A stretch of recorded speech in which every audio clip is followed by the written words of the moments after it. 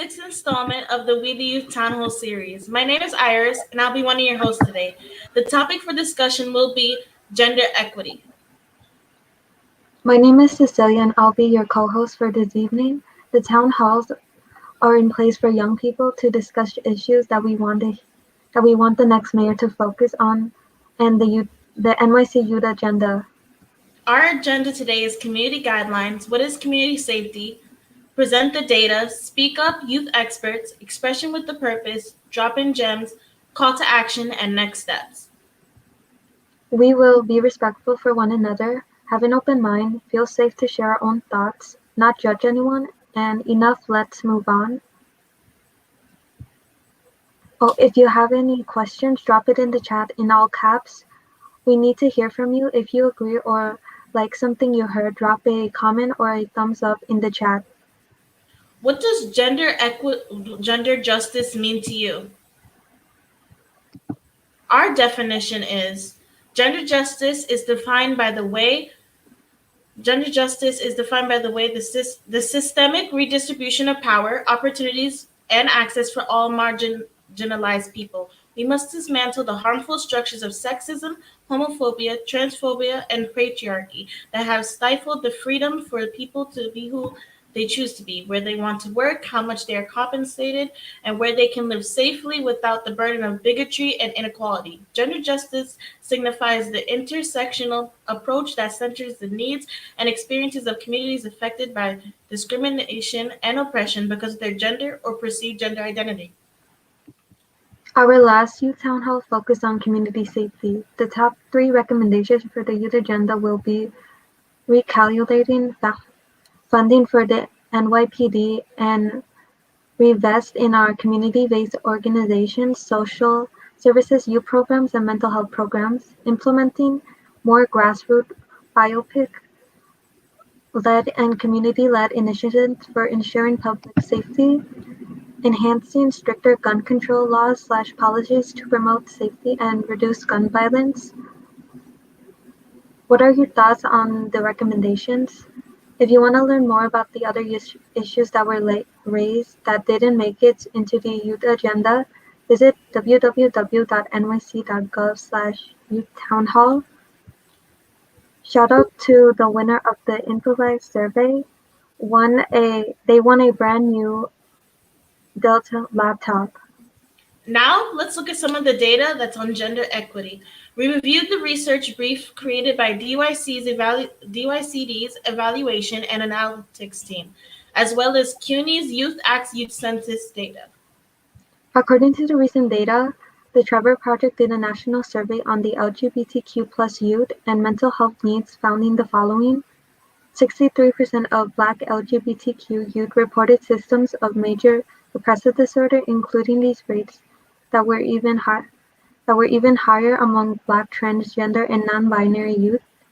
49% of Black LGBTQ youth reported wanting psychological or emotional counseling from a mental health professional in the past 12 months, but not being able to get it. Those numbers are really disappointing. It's a shame that young people have to suffer without getting the support they need. Unfortunately, there's more. In 2019, CDC reports showed that LGBTQ+ youth are continuing to suffer from higher risk of suicide and bullying than their cisgender straight peers. Their data revealed that 43% of gender youth have been bullied on school property, 29% of transgender youth, 21% of gay and lesbian youth, and 22% of bisexual youth have attempted suicide. That's really heartbreaking to hear. So many young people are hurting because others won't accept them. The next set of data talks about what's happening in schools. According to the report by the NYCLU, over half of school districts did not speak at all about sexual orientation. Only 42% of districts talked about sexual harassment, with only 28% teaching about sexual assault or rape. Schools have failed to address these harsh environments, bullying, and sexual harassment that are harmful to girls, LGBTQ+, and non-binary youth in schools. Let's take a look at the Youth Acts Youth Census data. It shows that schools and the internet is the most common source of sex education, but it seems to focus only on safe sex supplies and prevention, not much on sexual orientation, harassment, or assault. Were any of these data points surprising to you? Now we are going to transition to the Speak Up segment where you will be hearing from the youth experts doing the work across the city. It is my pleasure to introduce our moderators for Speak Up. Rayanne from My Brothers and Sisters Keepers and Abaciano from the WID Youth Advisory Council.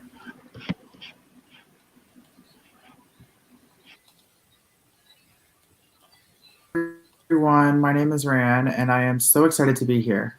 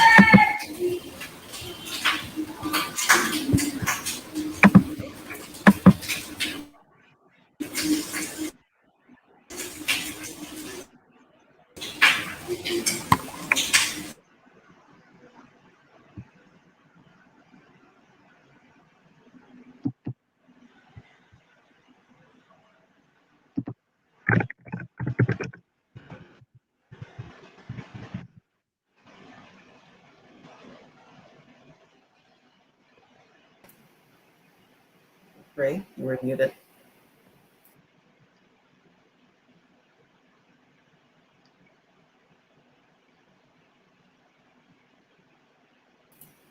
Still muted, Ray.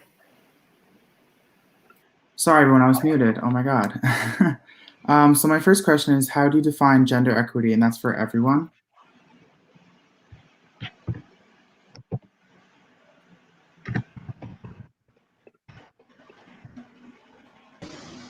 So for me, gender equity definitely means that someone's gender does not inhibit or kind of get in the way of their ability to do really anything. I think in many ways the society we live in is incredibly gendered, usually into just the binary, kind of, men and women. And even though we've come a long way in terms of equality, kind of, in terms of what jobs we can have and all that kind of stuff, I think there's still a long way to go in just shifting the whole mentality of like gender having to be the pinnacle of like identity and what defines a person when really there's so many layers to identity and gender is such a complex thing for some people. So yeah. And I would say I'd have to add to that because that is so true. And before I even add to that, my name is Mario Smith and my pronouns are they and them. And I would say that gender equity is basically about being equal regardless of the gender. So I feel like in this life, like regardless of your gender, the opportunities that we're given should not be like mitigated or even like scrutinized depending on our gender. And if we can really hone in and like look at this issue and really just like fight gender equity, and put it to a point that we have gender equity to a point where everyone feels equal, I feel like we'll be happy and we'll be well. So yeah, that's my point on that. I would like to build upon that. My name is Natalie. My pronouns are she, her, hers. I believe, well, first of all, equity means to give to a person based off of their existing circumstances. So the reason it's kind of different from equality is that equality is when you give everyone the same thing, and equity is when you give everything according to their circumstances. So we're all on the same level. So I believe that comes from dismantling what's been ingrained in our society for so long to finally get to that equal state. I have to agree with that. That is so true. And it all goes into play about you need to be fair regardless of somebody's sexual orientation or gender, specifically since we're talking about gender equity. Despite what you present yourself as, whether you're transgender or cisgendered, we should all have the right opportunity to be able to have access to the same things. That's what goes into play. Like Natalie mentioned, equity and equality. Like you need to make it make it, so that everyone is capable to have the same opportunities as those that are more fortunate and privileged. Yeah, I have to agree with this because I feel like we came like a long way, and people are still being mistreated based on like their gender and sexual orientation. And I feel like we everyone should be able to like treat people with respect and kindness. And hopefully, like we can still keep on growing and growing as like people in order for everyone to be able to get these benefits and opportunities.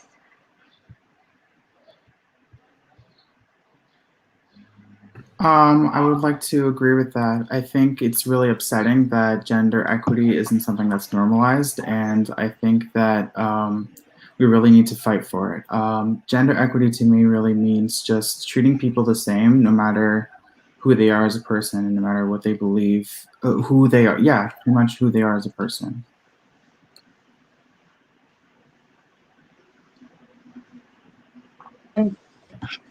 And also, I think something that should be really celebrated too, like gender, besides from just being an aspect of identity, is also something that people are welcome to like explore and celebrate in themselves. And I think that, you know, yeah, for a lot of people, the idea of gender being something more than just male and female is a new concept. And I think that while, that should be treated with patience and respect, I think that I get really excited by a future where gender is something that people can be really creative with, and gender expression is celebrated, and people are given the space to kind of grow and understand and like learn more about themselves pertaining to their gender.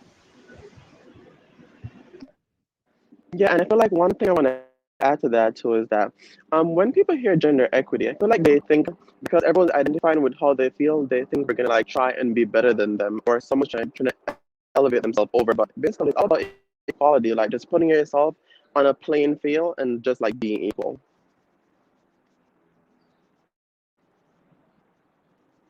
Yeah, I have to agree. I also feel like this should be taught more in our schools because we barely learn anything about, you know, gender equity or even like sexual orientation. And I feel like if we're able to like learn more about this and be educated more, people can understand and respect each other. I would like to add on to that. I believe our health classes, especially in New York, do like such an injustice for us because this is the time where you start to learn and you start to realize your surroundings in a different way, a more mature way. As you're learning and growing, you aspire to learn and grow more. So specifically, when we don't learn about simple things just like pronouns, sexual orientation, identity, it's hard to celebrate that when it's out of the norm of being female or male. Definitely that. So true. And even then too, I feel like that's why gender equity is such an eye-opening thing, and everyone is in awe because they're like, wow, like we can really be equal. And like because it's like so eye-opening and everyone's like having this realization that we have not been equal to everyone. So I feel like that's so we have like oppositions now because we're really trying to like change the tide. So that's one of the big things too, the eye-opening factor of it all. Thank you, everyone, for your responses. I'm going to move on to the next question. The next question is, what can ups what? No, oh my God. The next question is, what does safety look like for girls, LGBTQ plus, and non-binary people in schools and work? This question is for Natalie, Ariana, and Asha. Well, to me, safety looks like for girls and trans women, trans femmes would be in schools. It would be schools taking situations like as harassment serious. Like from my experience, when it comes to like any aspect of like women, trans femme or trans trans woman, they tend to like brush it off or make it seem it's like you'll hear like a bunch of stories in regards to what we've experienced, and it would like be a blind eye would be turned. And if we're how can you expect us to feel safe if the people that are supposed to be put there to protect us and just like staff members that they're gonna act like as if nothing's happening? What would you expect us like that's the opposite of basically feeling safe. So staff being proactive, deans or whatever staff members that the responsibility that falls under, taking into consideration of like whenever we go and say we've experienced something, to take it as serious as possible and taking measures, letting us know that we're safe, such as let's say putting that student to the side, having just addressing it in general.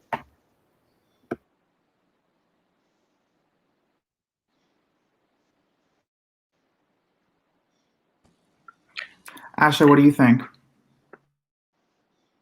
Yeah, I mean, I definitely echo everything Ariana said. I think that the statistics that we saw about bullying and stuff are obviously really horrifying. And I think as a member of, I mean, I go to a big public high school in the city, and I've been witness to incidents and stuff, and it's never reassuring to see.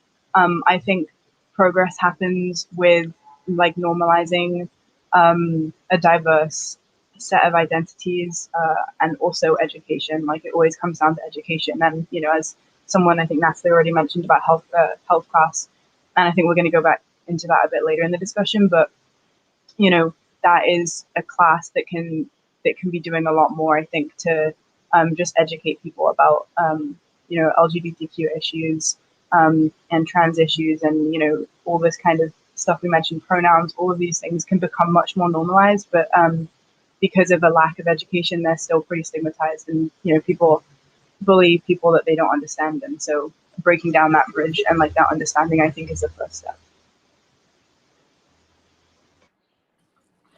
I totally agree with the both of you.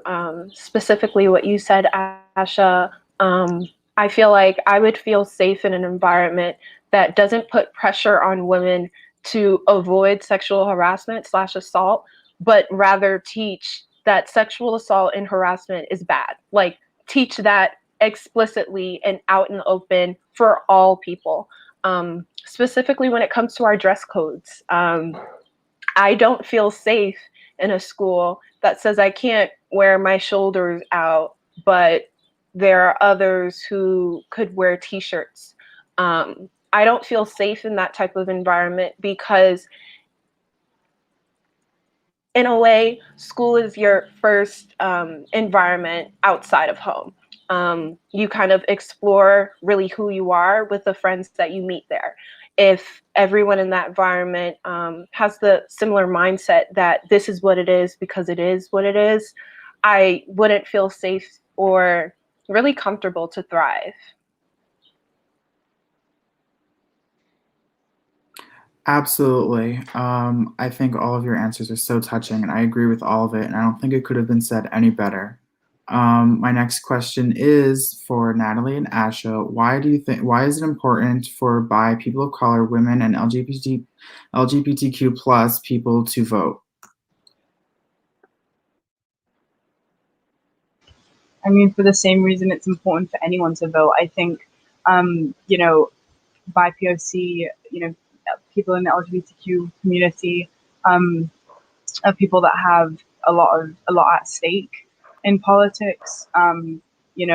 While some people might be voting on kind of what's going to do best for the economy and stuff, there are other people that are voting for their livelihoods and for their lives. And the LGBTQ community is definitely one that's been particularly affected by that. We see recently with a lot of the anti-trans legislation that's being passed. This is like really scary stuff, and it's, for some people it's just a political issue, and for other people, as I said, it is a matter of life and death. Voting is one of the most like straightforward and clear ways to have your voice heard in the government. Obviously voting itself, there's a lot that goes along with that, and you can do a lot to reach out to your friends, neighbors, family, to make sure that they're voting the same way as you, so you can have a louder voice. But yeah, I mean, it's the clearest way in a democracy to have some influence. Again, I echo what Asha said. Sorry.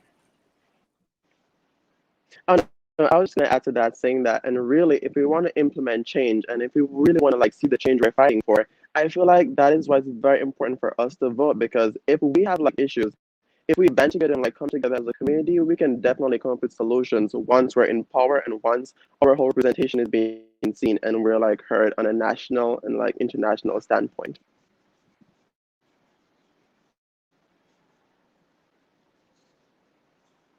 Yeah, I just wanted to reiterate that it's important for everyone to vote. You are doing your part in making our world a better place, and it's important that your voice is always heard.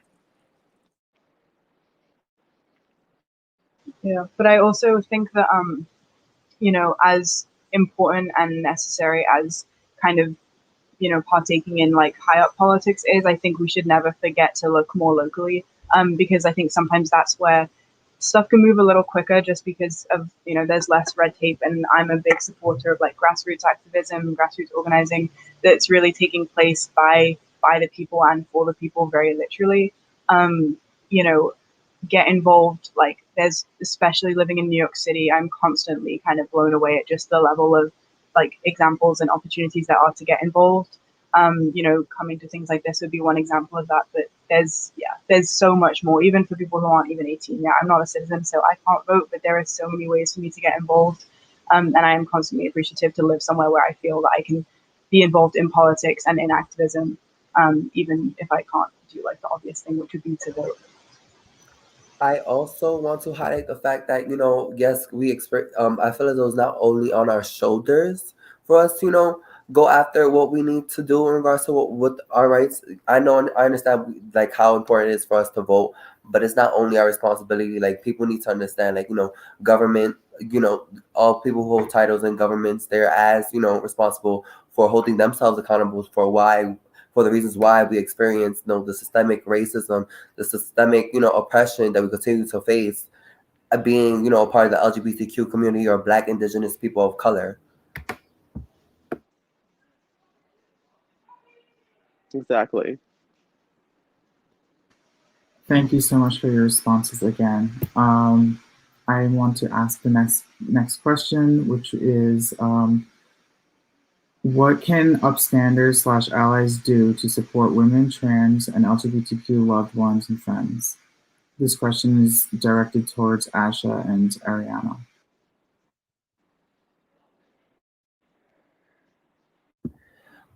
All right, you said what can allies and upstanders do to support women and trans and the LGBTQ community? All right, Yes. All right, so I would say informing yourself is like being very the best way you can go about going with your so being supportive is, and informing yourself on like things that you are not unaware of, asking questions, but at the same time being sensitive to how the person would react to what you're asking. And yeah, that's like one of the many ways you can.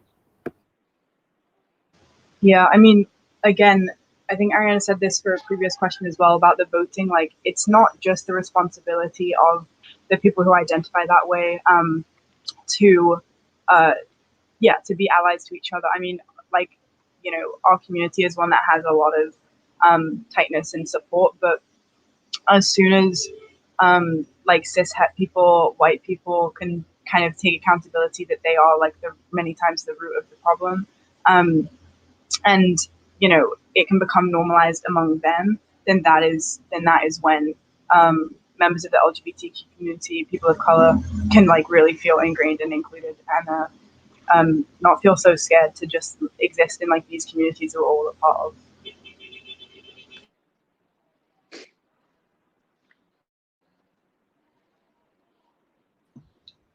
So I have a question for Asha and Sue. What rights do women/trans and the LGBTQ plus community have when they are discriminated against, and what steps should they take in holding aggressors accountable?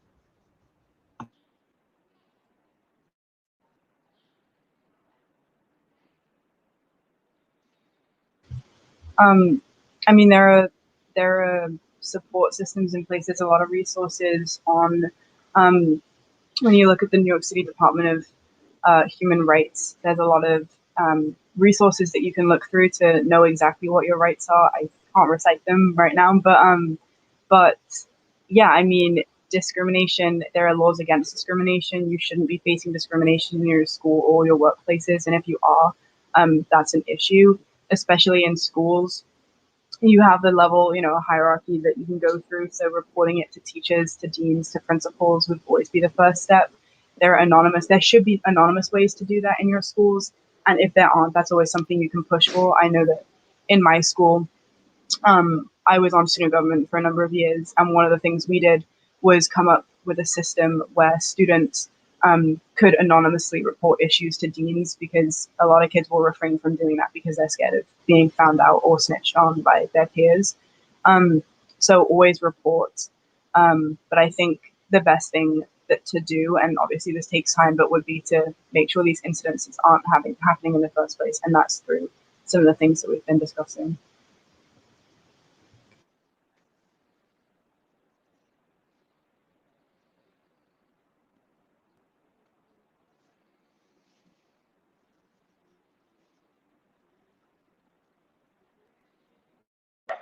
Can I add to that? I would like to say, all right, first and foremost, like, all right, go about it by, going towards law enforcement, following a report, following through with that, but knowing that, unfortunately, being the way we are, being a part of the community that we are, it's dangerous for us to just, walk a walk through our neighborhood.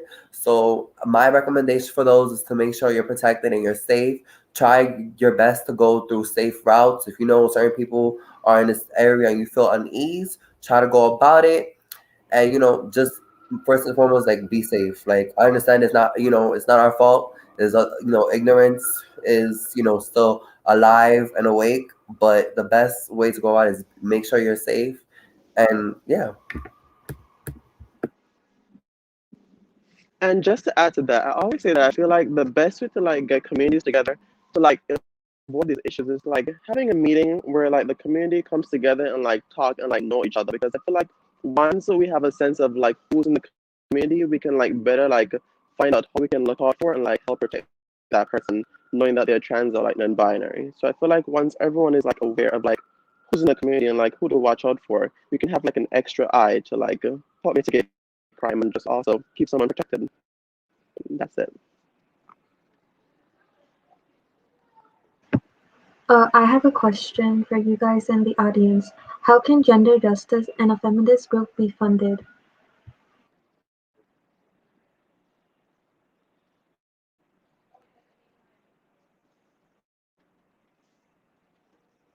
I think that a gender justice and feminist group should somehow be formed. I think the smartest way is to do it through your school, because there are so many capabilities, especially if you are in a New York City public school.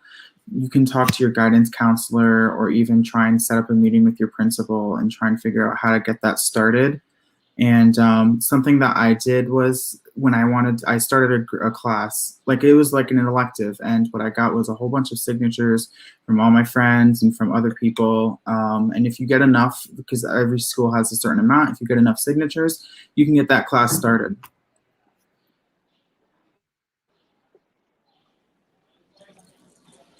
I want to second Ray's idea. I find that when it comes to creating change, we often result to the idea of, well, who's going to pay for it? And I feel like in today's world, I feel like as long as you have community, I feel like that's really all you need. Like you said, Ray, you can gather up your friends. It doesn't even have to be in a school. It could be your friends outside of school, from a church or from a program that you guys go to. You can come to events like this. You can host events like this. It's really limitless to what you can do in creating a more equitable world. I totally agree with you, and I think that community, like you said, is always plays an important role. And if it's something that you're trying to do outside of school or outside of your religious organization, it's always good to find businesses too, maybe businesses of your family members or your friends' family or whatever, that will support your cause and can help sponsor you. Those are always like very helpful because it's like a reliable source of funding.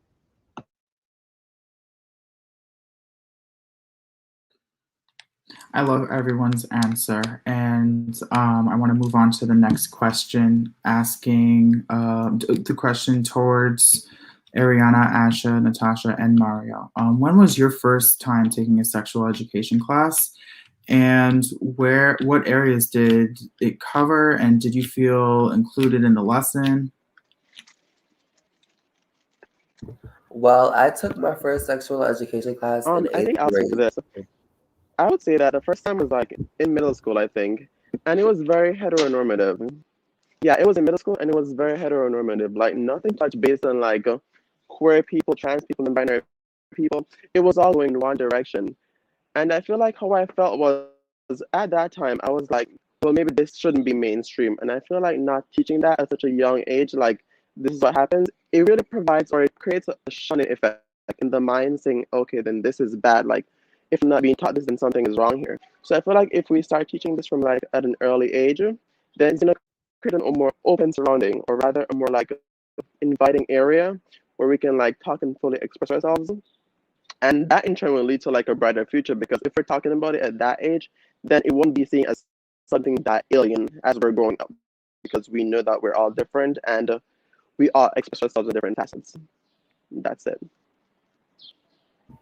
So in eighth grade, I had my first, sexual education class, and then I had it following in ninth grade. I agree with Mario. It was very heteronormative in a sense that they specifically only talked about heterosexual sex, male to female, and they didn't expand and inform us in regards to what gay sex was, lesbian sex was. They didn't go in depth in regards to that sense. They just mainly focused in regards to how cisgendered men and cisgendered women separately have sex and receive pleasure, which is very detrimental to like a young mind, because it's gonna make them feel as though, oh, since that crowd is only being educated, is it wrong that I'm this way? Is it wrong where can I get that information from? And then they're scared to even ask, because they're surrounded by heteronormative heterosexual people, cisgender people, and nobody's else is like kind of relating to the crowd, the trans crowd, the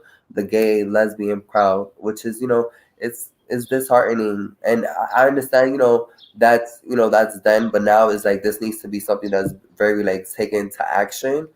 If it's gonna be a school course for everybody to take, it needs to be very a big variety and all inclusive with everyone.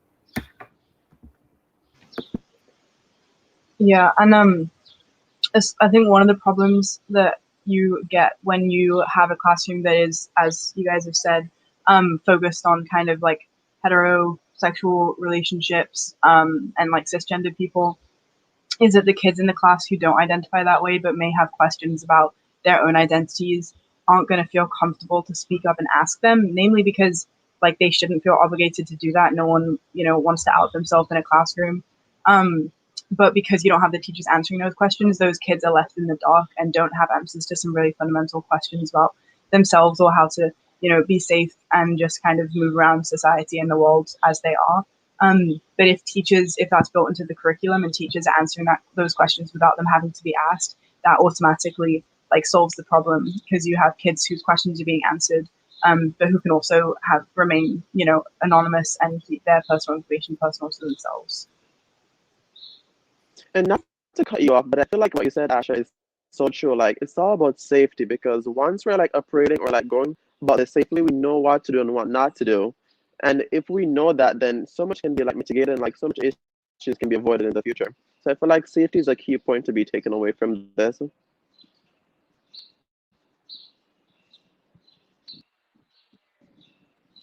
Yes, I agree, especially because there's a lot of sexual transmitted diseases that are very life threatening. So it's very necessary for all of us to be informed to avoid the circumstance where we endanger ourselves, are endanger like our health, sexual health. So it's very necessary for everybody to be inclusive.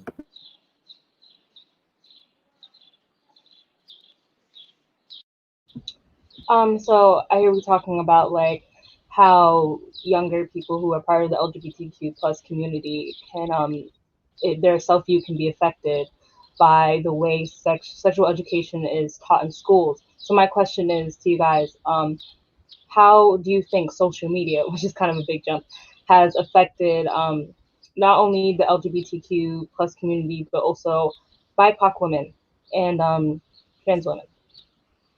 Well, I will say I'm gonna speak from my experience because not everybody's experience, regardless if we're a part of the same community or we identify the same, gender or as non-binary. Not everybody's experience is the same. So let's start there. So for those like looking for this as like education, everybody's experience is different. Not everybody. Just because I say this just means that somebody that's also trans or non-binary, they're gonna feel the same way. I would say social media has affected me in a way like it has. I've been taking a step back, all of 2020 and 2021 from social media because the I feel as though how social media portrays trans women specifically, it's kind of like detrimental to like the trans woman in general in the sense of like the idea that you're real, that a trans woman needs to look continues to be compared to a cisgendered woman, like I don't like that. I'm a woman. I don't want to be looking like anybody else. Like if I yeah, like it's just that whole comparison in general. Cisgender women go through that with other cisgendered women being compared and feeling pressure to look a certain way, which is it messes with your mental health and it's unhealthy. Like it's unnecessary. Just yeah, I'm just leave it like that.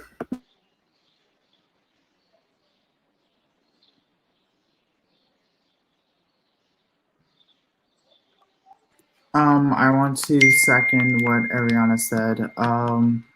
It's honestly, to me, social media has given me a positive and negative effect. There's parts of social media that makes me feel really boosted, and then there's parts of social media that I'm sure other people can share the experience of lacking or yearning for whatever they see on Instagram or Snapchat or Twitter or Facebook or whatever those platforms are. Because social media really just platforms the best moments of one's experience of something. So there's a lot of good, there's a lot, it's shown and seen as like everything's very positive on social media, and it's not really the truth. There are hardships to life and BIPOC women and trans women. I can speak to the point of view of being affected by social media as a Black woman. I think obviously there's a lot of stuff you can point out, but I think some of things like people don't talk about enough is like there's that side of social media where it's surrounded by people who look like me and we're all uplifting each other. But then there's that other side of social media. And I know you guys like you've seen these accounts too. It's the meme accounts with although like how they normalize sexist language and they teach younger kids how to speak about women and about women of color, um, especially cisgender men. And it's really a lot as a younger kid because we have so much access to social media more than any other generation had. And seeing that growing up, you start like taking in all this internalized misogyny and reflecting it to the people onto the people around you, and it becomes like part of who you are, and it's like really dangerous because as someone who is trying to fight that narrative, you're also trying to fight that in yourself. So it's like two battles going on, and it can be like really hurtful. But yeah.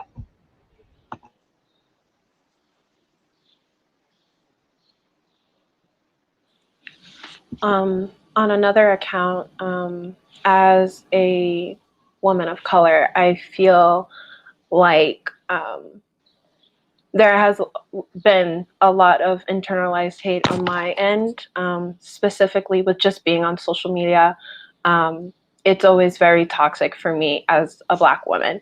I would say that I try my best to set boundaries where I know that it will hurt me emotionally, psychologically, or anything really.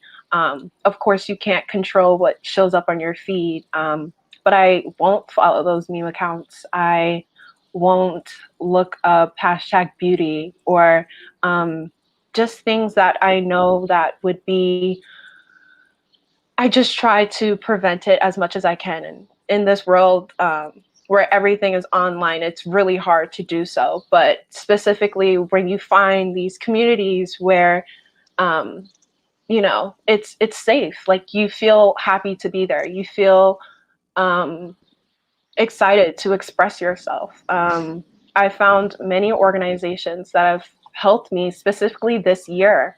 Even though quarantine has been a very troubling and horrific event, in a way, it has shed some light on some of these communities that I've never known about.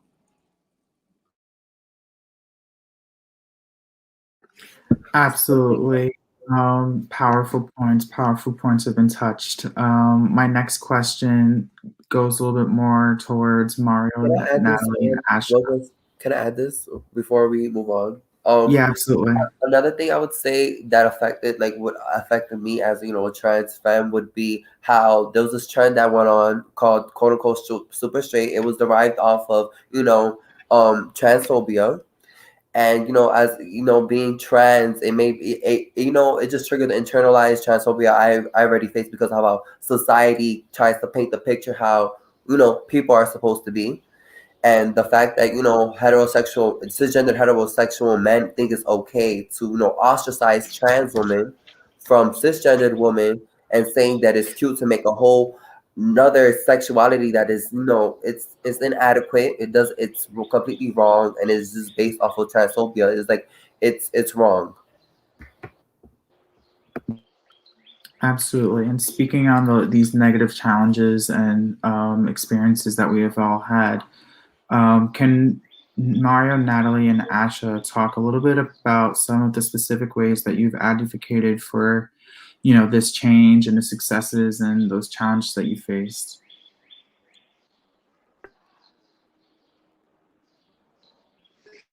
Yeah, I feel like for me, one of the biggest things is that recently I was just featured in the New York Times for like talking about the Unity Works project, and I feel like that took so much guts and so much bravery. But doing that, the main reason why I did it is because I know the importance of like sharing these projects that we're working on. So California is working on the Unity Works project in association with the city, right? So it's going to provide jobs and also opportunities for like trans people and like queer people. So I feel like the biggest thing is that I had to put myself out there to like fight for that and like let them see that this is happening, and also just be a face for the movement so that everyone knows that this is okay and we're welcome here. Because once you see someone who will look like you in a certain space, it's gonna be so inviting to like say, okay, I can go there and I can be there. And some of the challenges is that I feel like when the article was published, I saw so many trolls saying that the whole movement and like trans and queer people in general are trying to like feed off of the city, or we're trying to like hoard it. And I'm like, that makes no sense, because if anything, we're like put at a level where we have to fight harder for everything, because everything's against us overall. So I feel like that's one of the biggest challenges, just from the whole society in general, like saying what we're doing is wrong, or like stretching and helping hand is like wrong. So yeah. Yeah, I mean, I can speak to I've done a bit of work like within my school with Respect for All, which is kind of just a nationwide movement of creating more inclusive and safe classrooms. So as we've mentioned, like school is a really big place where a lot of kids are facing discrimination and bullying. And yeah, and teachers have a lot of influence in dismantling like some of these prejudices and some of these views that people have. And so, you know, it goes beyond just more training for teachers. It's also situations in the classroom. And so I was able to sit in some meetings and with a bunch of faculty from my school, and it was really interesting hearing some of them express just that they like don't know how to deal with certain situations when they see stuff go down. They were kind of pretty open to admit to ignoring some situations just because it didn't feel right for them to get involved. And a lot of the times these situations would involve like girls, like boys making comments to girls, or you know, jokes. And I think there's this whole like joking dynamic where you know, people really struggle to know the line, or they just choose to ignore the line between like joking and then just like, you know, being rude about someone. And yeah, and so I think classroom and like in school is a really good place to start speaking out about anything you're seeing, and never to ignore it. And I talked before about like reporting too, like that's super important in a school community.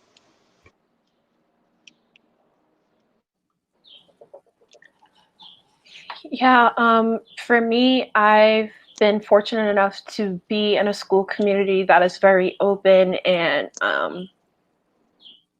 is excited to educate youth about things like this. Specifically, in April, it was Sexual Assault Awareness Month, and we had a month-long kind of celebration between Denim Day, the Day of Silence, and just getting people together and talking about these important issues and how we plan to step up and make a change in our lives. Specifically with Girls for Gender Equity, I've done a lot of work with them to try and integrate spaces where students, youth of any sort, not even students, but just creating a space for people to really connect. Like you said, Mario, it kind of takes that one person to be like, hey, this is a safe space. You can come here. You can express who you are. You will not be judged. You can feel safe with me. I've really tried hard to try and create those spaces with family, friends, and even strangers. And I just feel like it takes that little leap of courage in just doing your part.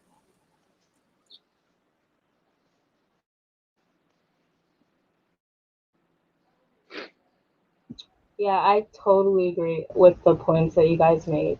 My next question is to you guys. What does the future is female mean to you?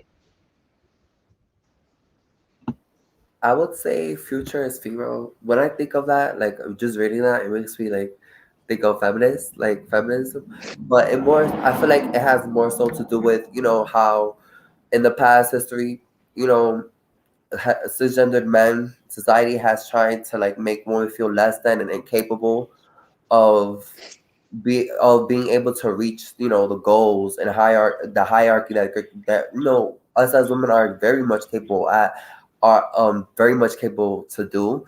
And I feel as though future as women is, you know, reinstating our power, letting us like helping us, you know that, you know, how powerful we actually are despite what history has tried to tell us and, you know, inflicted upon us, the societal norms, you know, the ignorance that has tried to, you know, brought us back and hold us back. You know, that's not going to hold us back no more. That we are in control. And if we wanted to, we could take this world in our hands.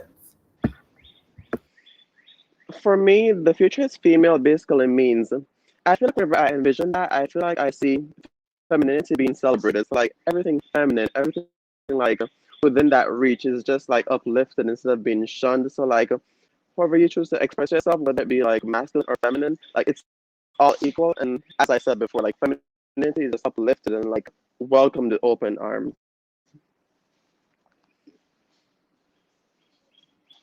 Yeah, I think that's really important, especially since because of the gendered society we live in, like feminine traits are so often frowned upon, and masculine traits are so often uplifted and seen as kind of the prime, like what everyone should be. And you know, as I said, I think at the beginning of the discussion, just about like celebration, and like at the end of the day, I think gender identity is just such a big celebration and should be such a big celebration. And I think we've yet to achieve that. And you know, the future is female, even though, you know, it could be like future is non-binary. You know, like I don't think the emphasis is on female, but I think the emphasis is just on celebration, and that, you know, it's so boring having like the same like cis gendered like white men like being in control of everything when there are so many more interesting and creative identities, and you know, people doing all types of incredible things that get so often like kind of in the shadows because of this like single narrative that we're constantly pushing. Thank you guys so much for your comments and your feedback. I want to ask one more question. What are your recommendations on gender justice and LGBTQ rights for the youth agenda?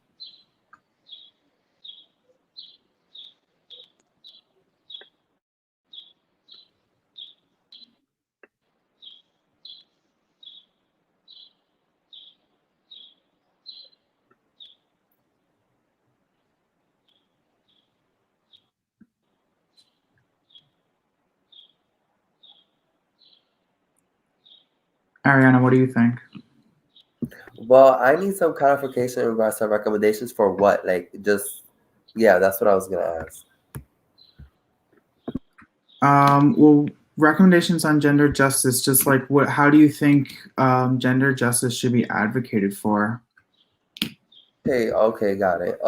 I would say speaking your truth, speaking through your experience, or speaking through like how you've seen those that you loved or hold dear to your heart, how you experience them being treated, and how it affects you. Because, and all in all, like this all affects us, whether people want to admit it or not, whether they want to turn a blind eye to it. Okay. So I would say more, and recognizing, holding accountability, recognizing, acknowledging what is going on when it comes to gender justice, regardless of the gender identity, regardless of who they are. Just recognize who's being discriminated against and how poorly they're being treated, and what are you going to do about it? Taking action towards after how to make sure that justice is being served by making sure that gender equity is being involved and exists. And just to add to that too, I also want to say I feel like it's also important that we speak in numbers. So like tell a friend, like tell everyone you know, because if we band together and like really unify our voice, there's power in numbers. So like if we're talking like as a whole, they will definitely hear us this time instead of being quiet. So yeah, speaking in numbers.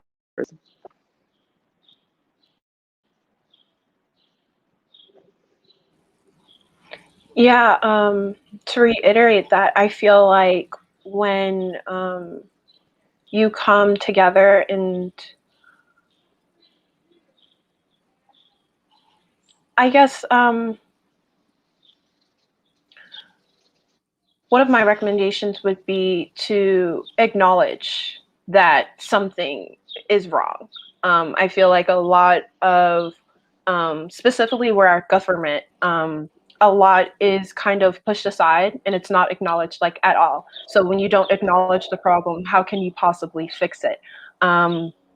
Like realize that our society is based off of rape culture, gender injustice. Realize that and come to your people, specifically us, that is a part of the democracy, reflect that, take accountability for that. If the government were to openly come to us, hey guys, like what do we need to be doing, what is wrong, what do you think would be make this better, we would have all the suggestions in the world. So I really feel like it's creating a bridge, that channel of communication, will really help us in taking our next steps. And just to lastly say something, I feel like to add to what you just said, we don't need a band-aid. I feel like we need a permanent solution that's gonna like have an impact for years to come. Not something that's just really permanent, really temporary, just something that really lasts.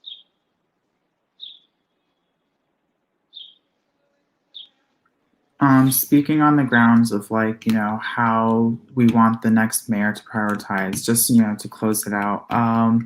I think that, in the future, we should really hope that the mayor tries to enforce normalizing gender equity in schools and in our community centers, and really start putting up flyers and making it like, making it being seen everywhere and trying to really force the normalization of gender equity. Specifically through sexual health, mental health, safety, rights that we have as being a part of the LGBTQ community or being Black, Indigenous people of color, specifically acknowledging what the rights that we have, how we should be treated, and what information we should be given in school.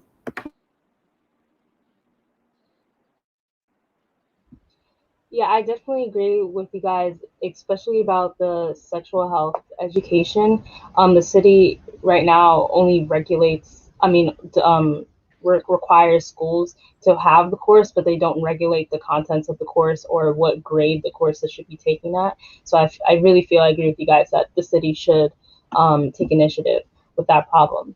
And I just wanted to wrap it up to say that thank you guys for your contribution, and the recommendations that you guys said today will help shape the youth agenda that will be presented to the mayoral candidates to ensure that gender justice isn't ignored. So thank you guys.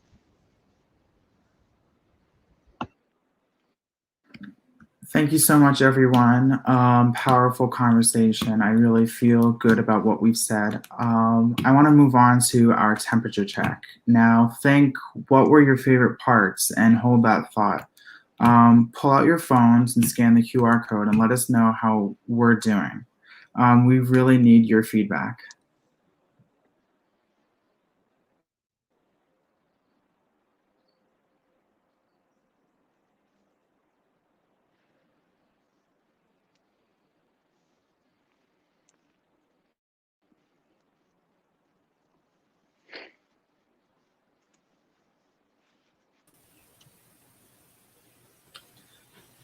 Please help me thank our moderators and experts for a great conversation. Next up, we have an interview with a real-life Queen Gamut, Jessica Pillay from New York Edge.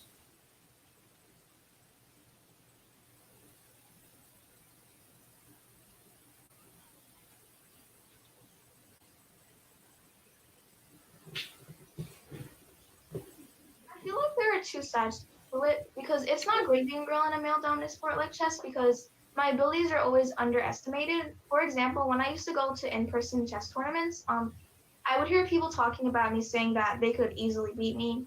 And sometimes they did beat me, but most of the times I would win the games. But the good part of being a girl in a male dominant sport was that I was usually one of the few girls at tournaments, and that was pretty cool. And whenever I won my games against a guy, people would be very surprised. And one time at a tournament, I was playing a guy, and then his friends were watching, and then I was about to checkmate, and his friends were like, "Bro, you can't lose to a girl. That's embarrassing." But that kind of discouraged me because girls shouldn't always be expected to lose, and guys shouldn't be expected to win. Girls are underestimated because, like in the past and stuff, women were usually seen as lower than men. So, and chess was created back in the day. So now that it's becoming popular and stuff, girls are still considered lower than men.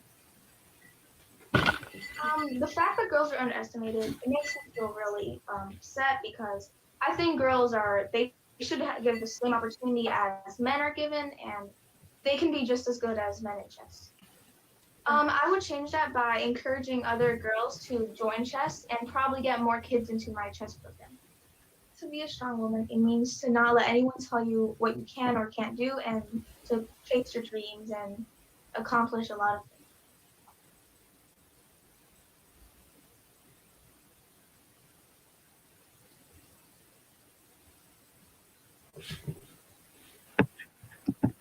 Please welcome our moderators for the Dropping Gems segment.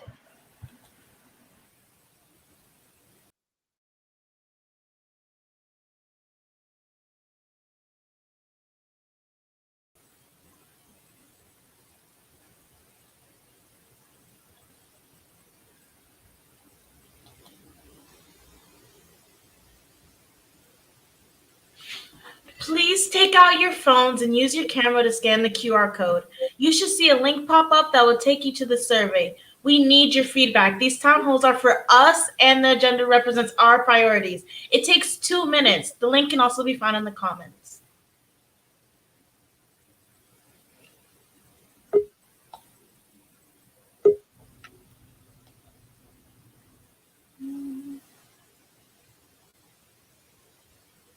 Minutes. The link can also be found in the comments. So Camille, please go on over.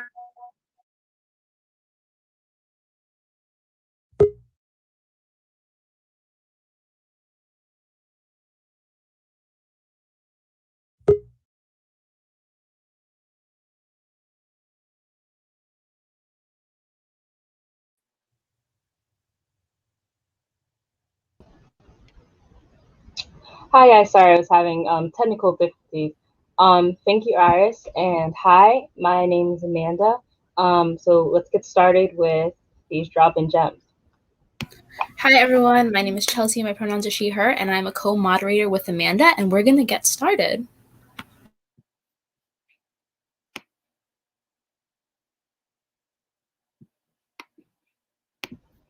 Right, so my first question for you guys. Directed for Camille and Rachel.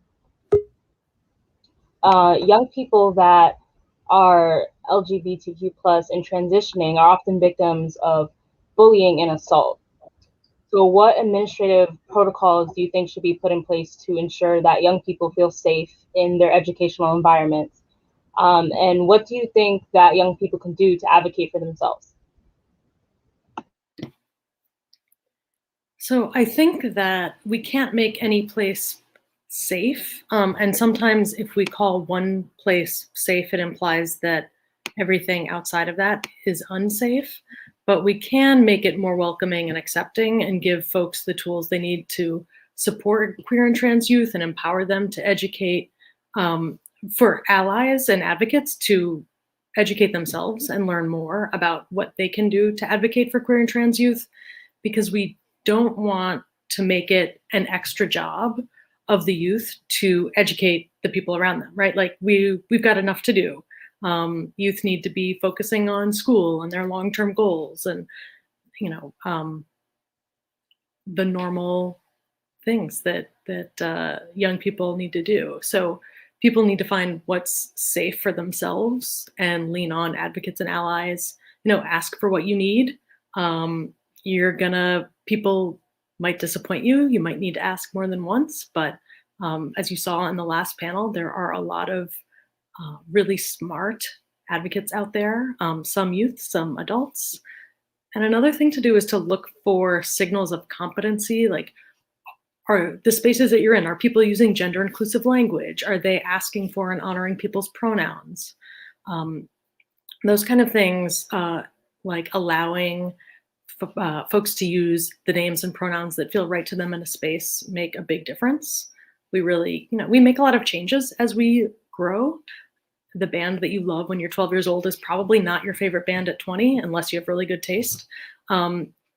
Those kind of ways that we change are totally acceptable, but there's a lot of pushback when people are trying out different gender identities. So it's important to help queer and trans youth, especially queer and trans youth of color, feel safe as they find their voices. But the rules, you asked specifically about, I think, like administrative protocols, and the rules are going to look different in different places.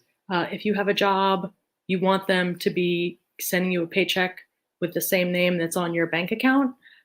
So maybe your legal name will need to be used in some spaces, but whatever those rules are, they should be based in respect and empowerment.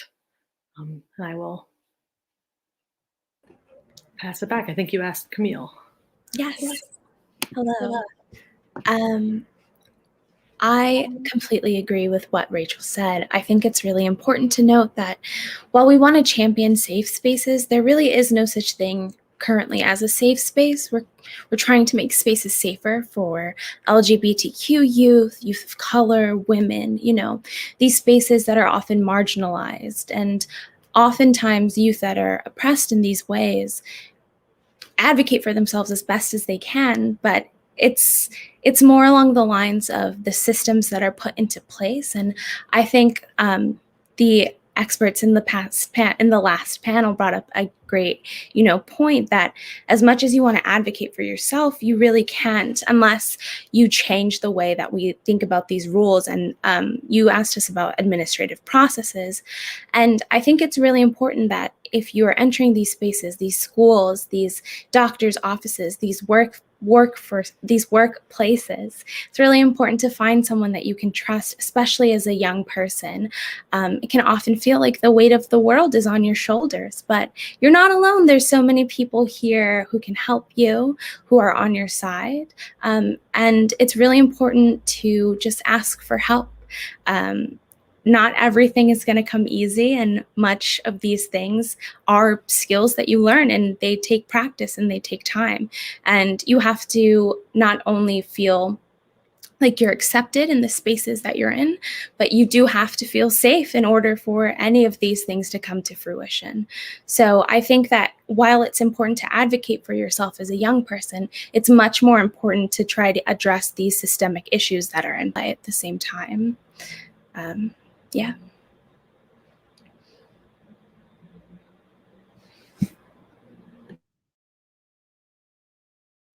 Those were two very great points. The next question is going to refer back to a statistic we heard earlier. So the Trevor Project states that 63% of Black LGBTQ plus youth reported symptoms of major depressive disorder, including these rates were even higher, around 71% for Black, transgender, and non-binary youth. In addition, 49% of Black LGBTQ plus youth reported wanting psychological or emotional counseling from a mental health professional in the past 12 months, but are not able to get it.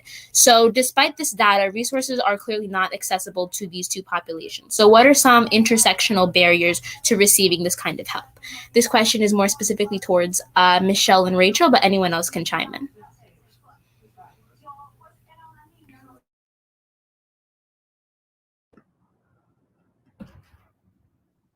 I think that's me to get started. Hi, y'all. I'm Michelle. I work with Girls for Gender Equity, and there we are offering definitely a supportive space, thinking about the ways in which young folks come to us and we get to work alongside them. When I think about the barriers that we're seeing, oftentimes being able to have culturally relevant healing practices within community. We talked about safe spaces and can't negate that also means that the supportive spaces that we're talking about in community. So a lot of times when folks are connected to counseling or know what that looks like, maybe the folks in schools, there are no counselors, or the counselors are tapped. Maybe they're not trained in that specific the specific areas of the issues, or don't reflect back the communities in which you're working. And not that folks always have to reflect back the community, but you should be trained and know how to support in that. I think a lot of young folks, you wouldn't know how to access counseling or a supportive space because that's something that even adults are using, having a hard time navigating. And so how do we take this conversation away from the young people and really think about like who is supposed to be supporting you and how do we show up for you? How do we get clear about what that support looks like? And how do we start to train ourselves to ensure that young folks across the board are having the supports and care that they need to live and grow into the folks who will then be the caretakers of our country, our city. So I think that the barriers very much are the ones that we hear about on a day-to-day basis, that are caught up in systemic oppression. We know that racism, we know that gender bias, we know that bias against how your sexuality practices are all caught up in. If you do not subscribe to a white supremacist framework, that then a lot of systems are not created for you. And so thinking through that means that we have to work a little bit harder to create systems that hold us and understand our lived experiences. And so that's some of what we do at GG, and some of what I heard young people are doing for themselves, coming together and being able to cultivate the spaces that they know they need. And when you say you need them, we as the adult allies or the people with access to money need to be able to then resource that and make sure that it happens. And I'll pass the mic.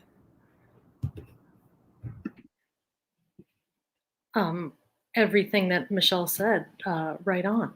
I agree 1,000%. I think one barrier that wasn't mentioned is just overcoming the stigma of asking for help. And you might come from a family that thinks that, mental health isn't part of healthcare and isn't something that we all need to be seeking when it really is. So I think in addition to everything that Michelle talked about, that's the one thing, is thinking about, stigma within a family or within a culture or a community is another thing that stops some people from accessing resources.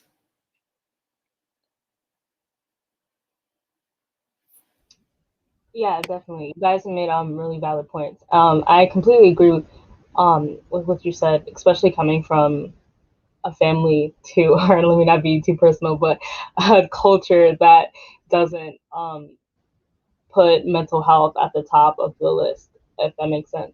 But my next question for you guys, and anyone can answer, how are your programs educating BIPOC women and LGBTQ plus on sexual health and reproductive health? Yeah, so I can take this one first. I'm lucky enough to, at HMI, the Hedrick Martin Institute, teach a evidence-based program which has gone through testing and, uses correct information. And I'm also the sexual health educator there, so I have a lot of control over the language that gets used to deliver these programs, because oftentimes a lot of the literature about sexual health, sexual education that's given to younger audiences is predominantly white, it's predominantly cis, does not include anything about LGBTQ relationships, about the intersection of mental health and sexual health, about being a person of color and how culture and, experience can change the way that you experience sexual health and your own sexuality. And so it's really important to center these identities in the information itself, because while this information is really empowering, if you're not including so many people in the information that you're providing, you're not providing equitable and resourceful knowledge to everyone. So I'm very lucky and very privileged that I'm able to help control some of these narratives that go on and include lessons about LGBTQ predominant sexual health education. I heard that many of the younger students didn't actually get that. And I actually also didn't get very much sex education when I was in high school. So I'm very lucky to be able to sort of help shift that narrative. But yeah.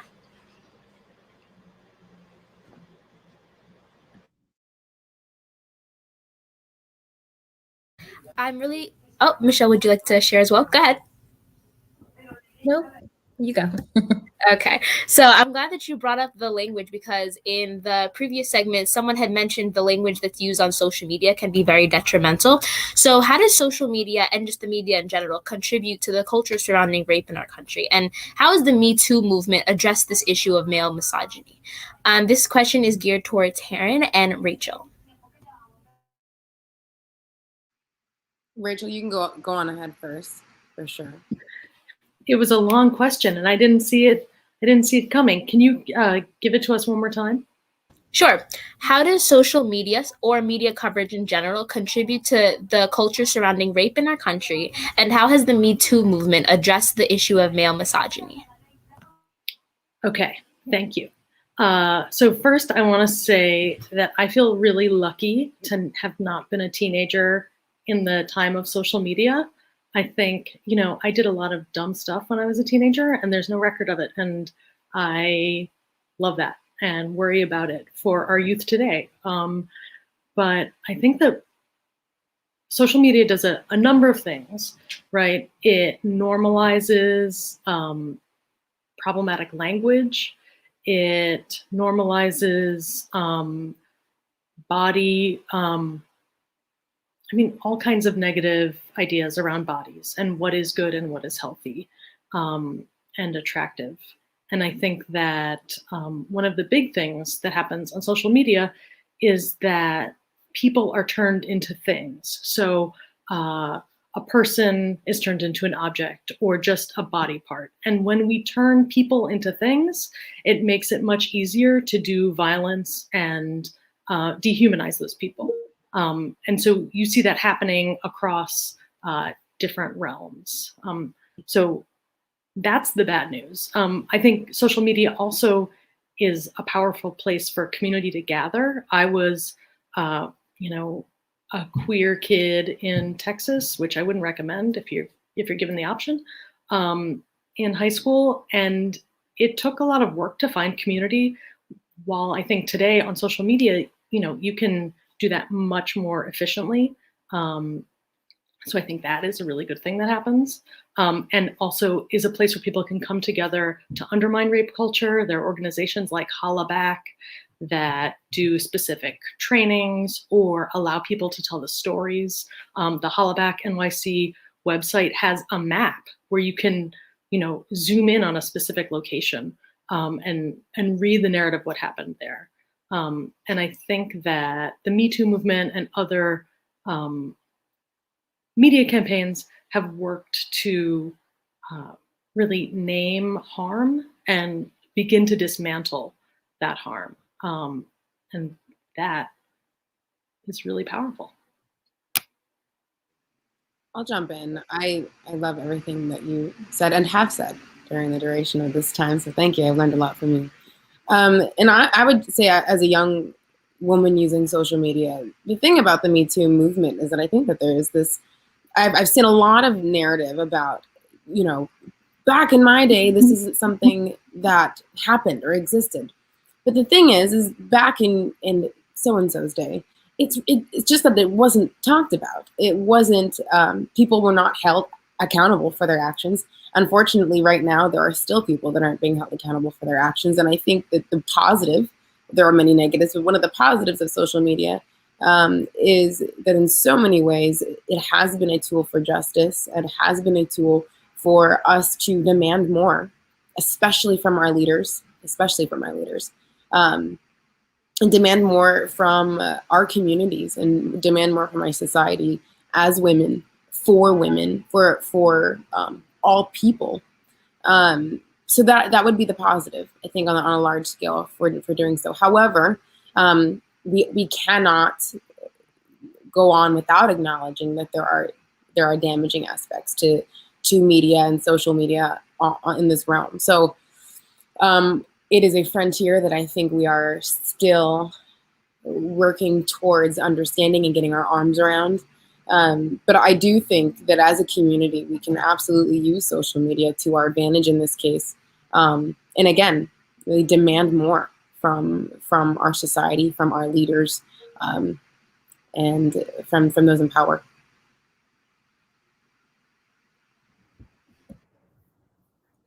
I really relate to what the two of you stated. Thank you so much.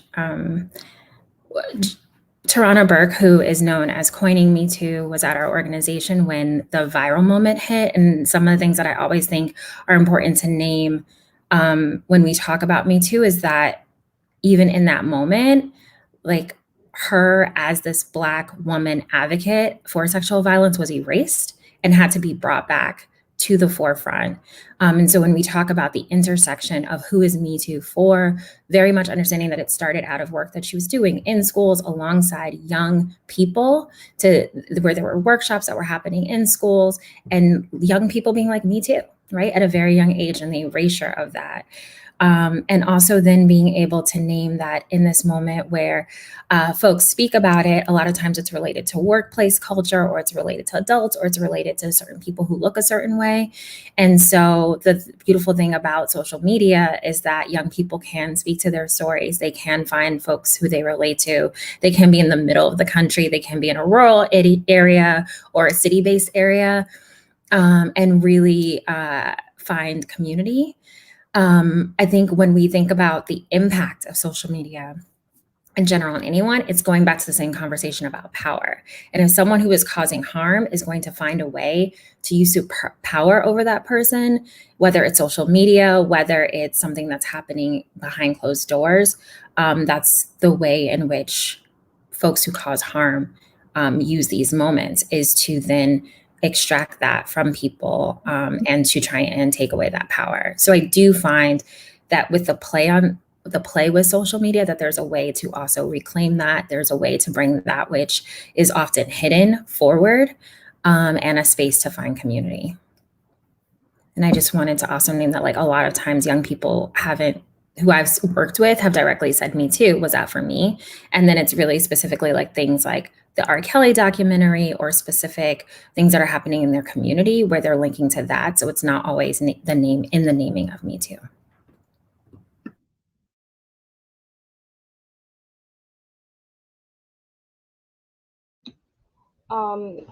Great points. My next question for you guys is, what do you think the effects are on BIPOC youth that don't receive an inclusive and diverse sexual education?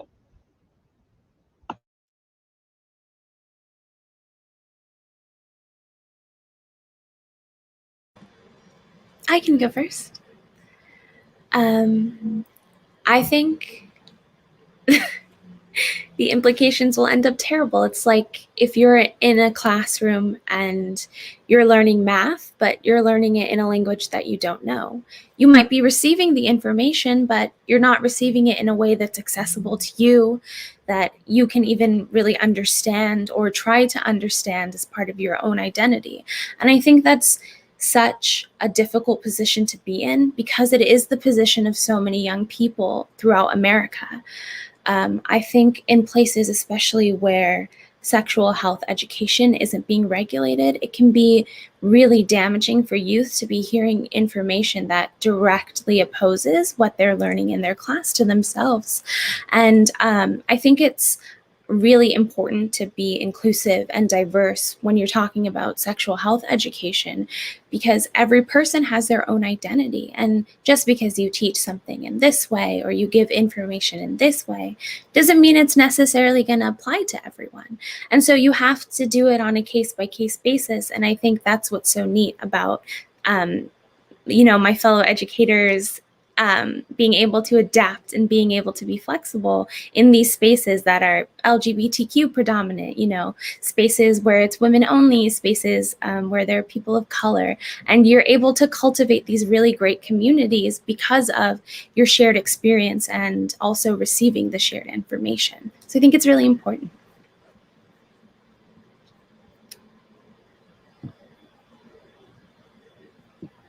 So thinking about a lack of comprehensive sex education, I know I mentioned my Texas public school, which, didn't teach me a thing in terms of healthy sexuality and relationships. But, we really need a variety of models, and often youth aren't getting that. Black and Indigenous people of color, transgender, gender nonconforming, and non-binary folks. And sex education is part of our culture, and our culture is always introducing the 4 eyes of oppression and kind of reinforcing them. So you've got institutional, interpersonal, ideological, and internalized oppressions that are being delivered with healthy relationship and sexuality education. It can be a real challenge.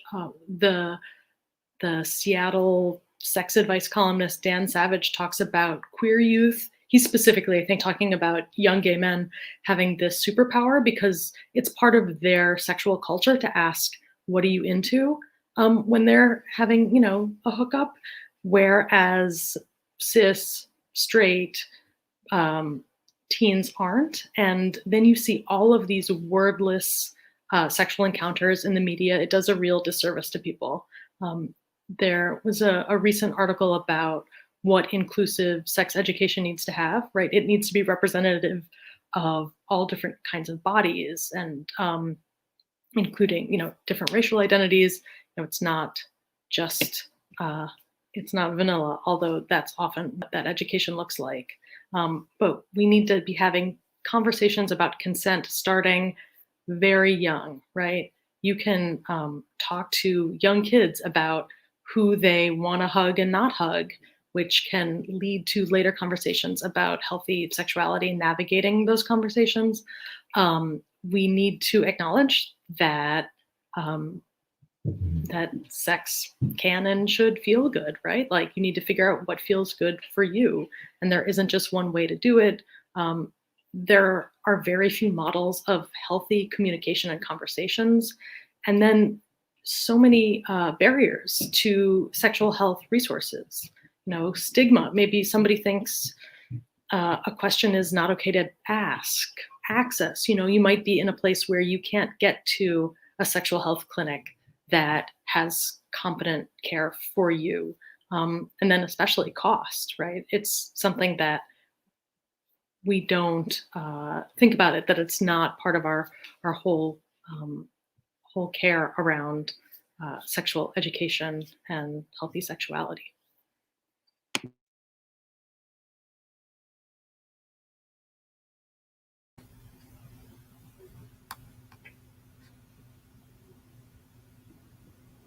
Ditto. Like folks said, I think, we haven't been good at it. It wasn't great when I was in school, and there's so much to learn. And many times, again, I just think it goes back to the point that like we as the folks who are offering this need to go back to the drawing board and provide more supports to folks who have to teach and more training that's holistic and recognizes multiple experiences. So again, ditto.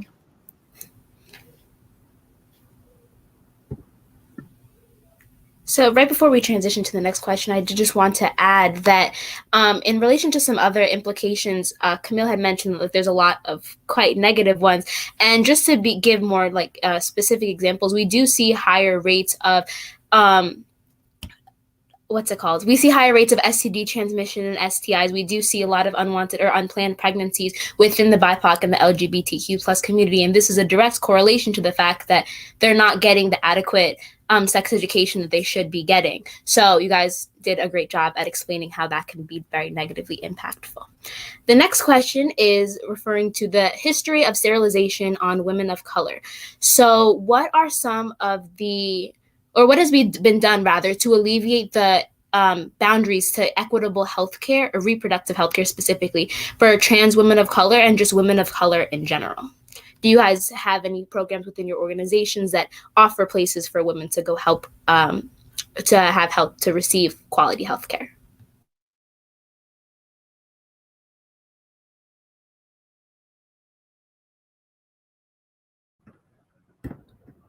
I can start and then pass it to Camille. So at Girls for Gender Equity, we do, in terms of our direct practice, we work alongside young people to advocate for the world that they want to see, right? So we're working with cis and trans girls of color and gender non-binary youth of color.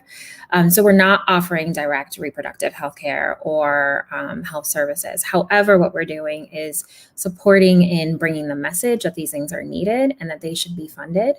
And I think that there have always been folks who are doing this work because there are always folks who have been living outside a system. So right now we have mutual aid groups that have come to the forefront, but those spaces have been held by folks who are most at the margins, LGBTQIA communities that weren't seen as being a part of the system, right? And so they have always had to create supports, healing, access to maybe non-traditional healthcare to be able to get through this moment. So what I always like to think about is my ancestors were slaves, and in that process still had multiple generations who got here. What might that have looked like for them to go through that system and then bring all their traditions and all of that healing through to this generation? And then how do I name that, knowing that my existence and life is different than what they may experience, and call for that within my government, within my community,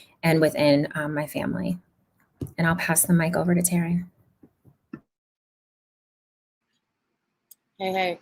Yeah, I mean, so in a lot of the work that I do as Miss City of New York, I've had the opportunity to really advocate for shelters. And one of the biggest things that I come across is how communities just simply don't know that especially family shelters. I specifically work a lot with the Bowery Mission, but there's so many great ones. And look around in your community, and I'm sure you will find that there are many family shelters and shelters that are helping women specifically and LGBTQ community members who are experiencing homelessness or that are in crisis. And what so many people don't recognize is that you're not just supporting a place for them to be, but also for these people to have access to resources. A lot of shelters provide medical services beyond what we may understand and know, and the different shelters have different programs available at different times. But the point is that it's so important that we support programs within our communities that are assisting and that are being present for those that are most vulnerable. So while I know people I myself often feel kind of helpless. I want to do more and I want to be more present because these issues are going on, but it might not be going on right in front of you, right? But making sure that we have legislation that supports funding to programs like this, it's so important and it's so impactful. So I would say that's my 2 cents, is just ensuring that within your own community, are these programs being supported, and are those that are working on your behalf, like in legislature, are they ensuring that those programs are being supported? Because it's important.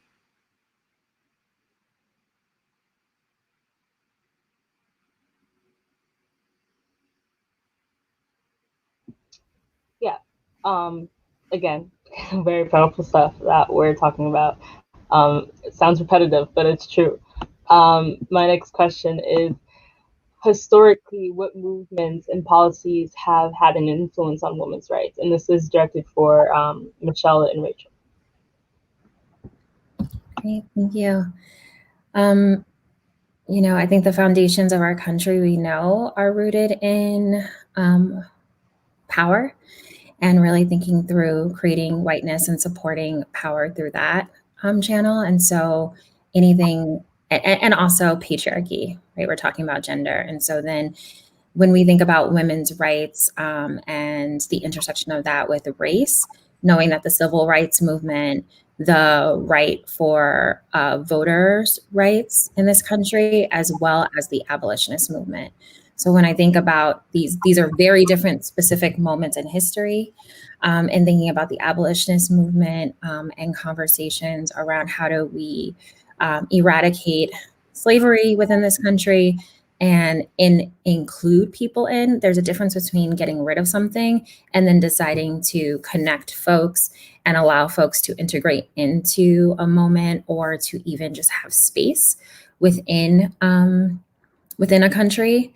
And we know that did not happen, because after slavery and emancipation, there was a moment to take back any sort of rights that might have been given, and also to include new laws that continued to oppress Black people in this country. And we know also then Indigenous folks who are native to this country also were disenfranchised at that moment. And the reason why I'm naming all the way back to this in thinking about a movement is that the ways in which power is taken away is also connected to gender and the way we see that. So if you are not performing what's considered the ideal at this moment in time, whether it's respectability politics and how you dress, whether it's able to be considered a part of the genteel class. So whether you work or have to labor, there are things that were applied to these movements, and then you had to perform gender based off of that in order to be assimilated into the country. So I think with every movement in history, if we are not naming those folks who are considered furthest at the margins, who are considered the furthest to be disenfranchised, then we are not creating a freedom movement. And so that was the same thing that we see in the civil rights movement with Martin Luther King and conversations with Black Panther Party. And then we get Black Power, talking through these wonderful movements that we have that created things like free lunch programs and highlighting the need for voter rights. And also, we know that there are women who are left behind in those movements. Ella Fitzbaker, right? We have conversations about Bayard Rustin. He was one of Martin Luther King's like primary go-to consultants and advisors. And because he was gay, and also some other things around how he affiliated with his socialist party, was not allowed to then be highlighted in the same ways. And we don't learn that history until much, much later when these things are uncovered. So in thinking through these moments in intersectionality, they've always been there's always been a tension there, because the ways in which folks seek power is to negate that we exist and that we deserve to have, that we have been here, and that we deserve to articulate what our needs are and what freedom looks like for us in these moments. I'll pass the mic. I think that, so many movements are about helping women's rights, and I'm thinking of women in a very inclusive framework. And when women have voice and power, they can support so many people, right? Michelle took us all the way back to the founding of this country and its, white supremacist, misogynist framework. But right now, there are so many people and so many movements that are pushing for equality. Just the current work to recognize that the work of parenting and caretaking is actual work, right? We're hearing a lot about, the economy is failing because people don't want to go back to work after the pandemic.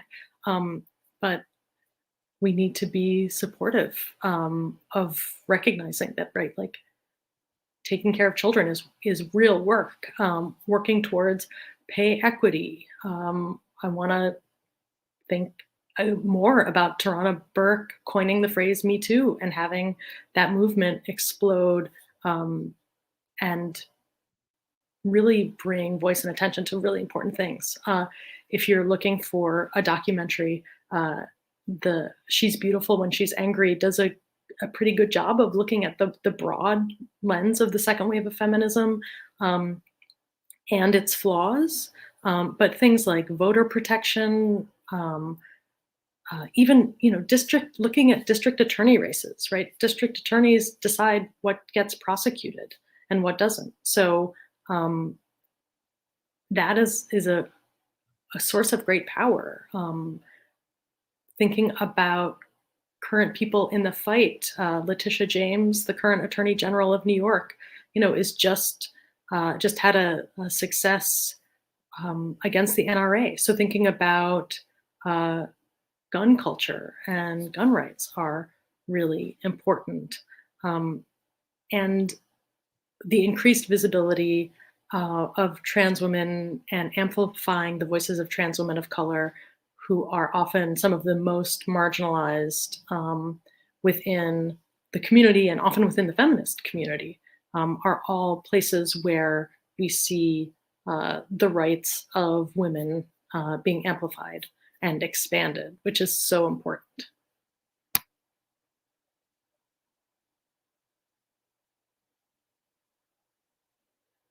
Thank you all for sharing your thoughts on this topic.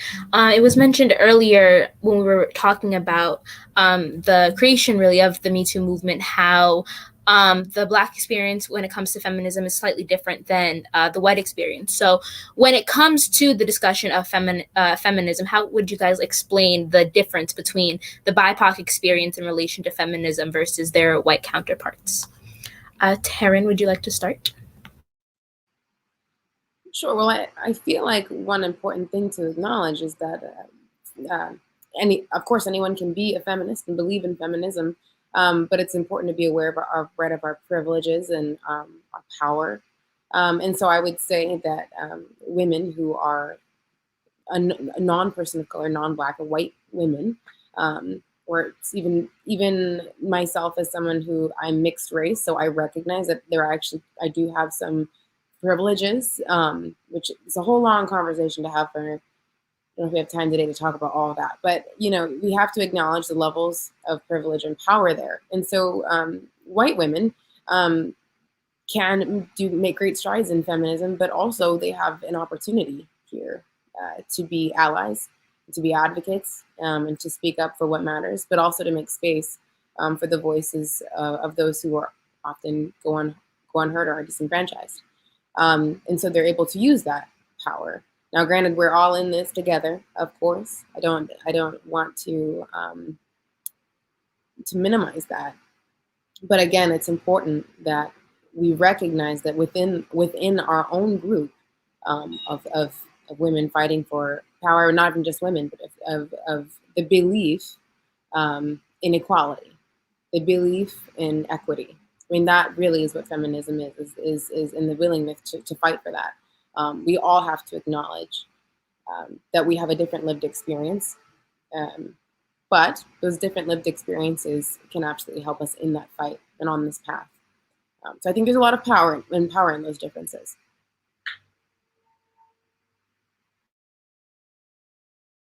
I will pass the mic. I don't know who to pass it to. Who wants to go next? I just want to speak a little bit because we center the experience of Black girls, cis and trans Black girls, and gender nonconforming Black youth. And so in that, what we're saying is not that other folks as we know, experience isn't significant, and also that the experience has not been recognized in a way that goes back to the conversation that Natalie mentioned about equity. So when we're talking through understanding folks' experience and what the generational and intergenerational experiences have been of Black women within this country, then understanding that when we are talking about interventions, that we need something that lifts up not just what interventions can look like, but also our experiences from that informed space. So that the ways in which my experience maybe of a relationship, of domestic violence, of education, of any of the systems does not look the same and has not been spoken to for multiple generations. And so that when I'm organizing, I need the space to be able to have my truth recognized and to move at the pace that I need to ensure my existence, especially as we talk about Black Lives Matter and understanding the high rates of folks who are being killed at this time in the trans community, in the trans Black community, in Black community.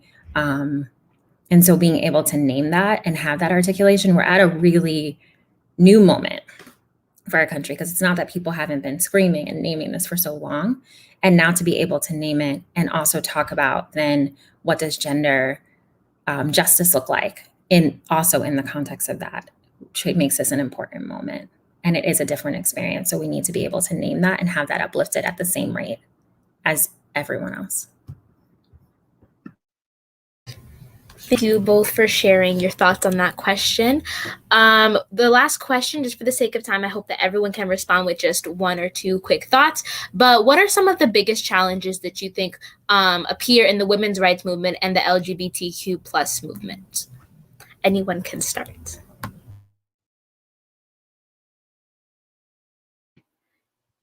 I think it's that the systems of power are so ingrained, and we're fighting against things that have been well established and designed to keep themselves in power and kind of maintain a status quo. So that's what's biggest for me.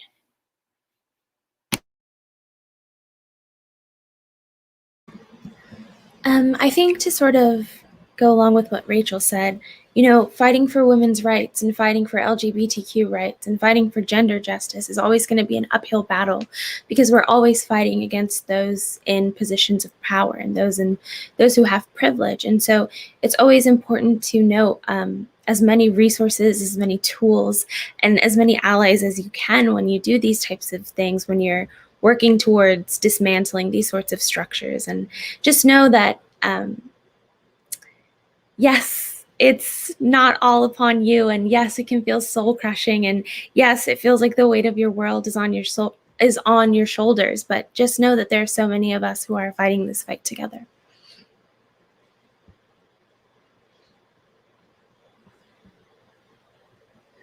Camille, I really love what you said there, because I think that is one thing that when I speak with other young people that are seeking to advocate or seeking to make change, it can be lonely. It can be and scary as well. And I think it does take courage and strength to speak out about what you believe in and speak in defense of those that are marginalized or disenfranchised. And oftentimes recognizing that you are also speaking, for many of us, you're speaking on behalf of yourself. And that can be hard. And so I think that knowing that you're not alone, that there are so many people that are along on this journey with you is really, really important and very easy to lose sight of, because we're in such a time and age of you're just being inundated with messages, good and bad. Unfortunately, the negative messaging is really loud. So yeah, I think that like even when I make a post or speak about race and racism and systemic racism, I was just speaking with my mom today about the fact that you get 20 positive comments, but the couple really nasty messages that I got really scared me and made me feel really defeated. And it's easy to focus on that negative messaging, but recognizing that there are so many people on the same journey and want the same things as you within our nation is really important and going to be key moving forward. So thank you.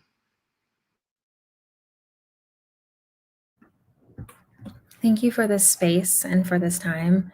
I think in thinking about barriers, it's that we need change now, and change takes time.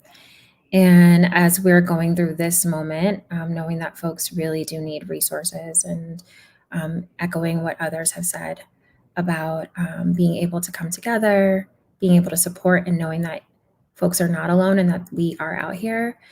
And also understand that we will be here and for time to come, and we'll pass the mic, we'll pass the torch to y'all, because you also know what you need. So really excited about that. I think working alongside young folk is always helps me to be able to say, like, this is how we keep on going.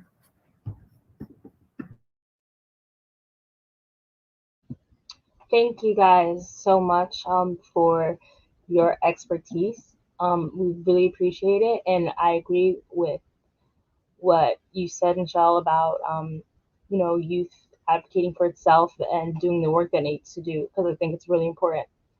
Yeah, thank you guys for sharing.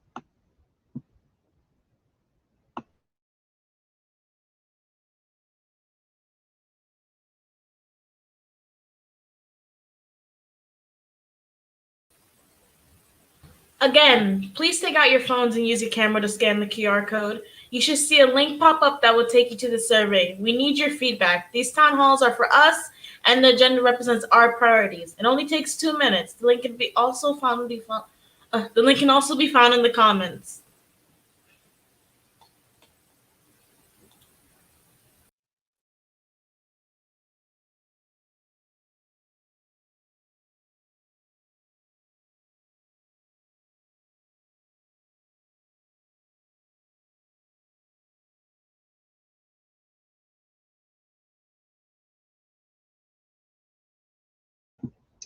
All right, guys, it's time for the call to action. As you know, we, the youth, and our partners have been working hard to develop the NYC Youth Agenda to present to the NYC mayoral candidates. We need your help. We need to apply pressure to make sure they hear what the youth have to say. There are 3 ways that you can help. You can drop your email in the chat if you want to participate in the following campaigns. You can use hashtag Vote Your Voice on social media, and you will receive the hashtag Vote Your Voice social media toolkit with instructions and the ranked choice voting method to select your top candidates. You can also forward the letter to the NYC mayoral candidates and apply pressure for them to show up to our town hall on June 9th. And you can also tag the mayoral candidates on social media and use the hashtag NYC Youth Agenda.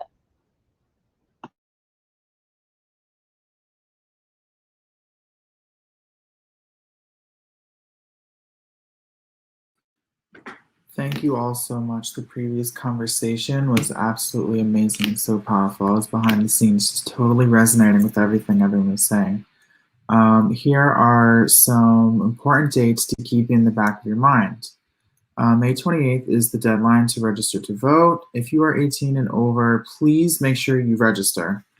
And June 12th to the 20th is early voting, and June 15th is the last day to request an absentee ballot, and then June 22nd is NYC primary election. We have several resources for young people to be sure to visit. So be sure to visit the website and share at visitnyc.gov/youth town hall.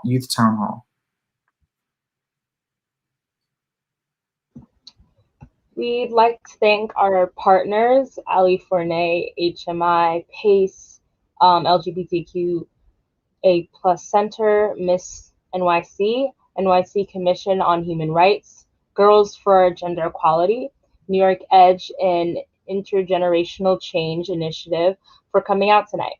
Please check them out. We also have resources that you may find helpful. We are looking forward to hosting the mayoral candidates on June 9th in a mayoral town hall. Don't forget to add your emails to the chat if you want to be involved. Be sure to follow us at NYC Youth on Instagram, Facebook, and Twitter.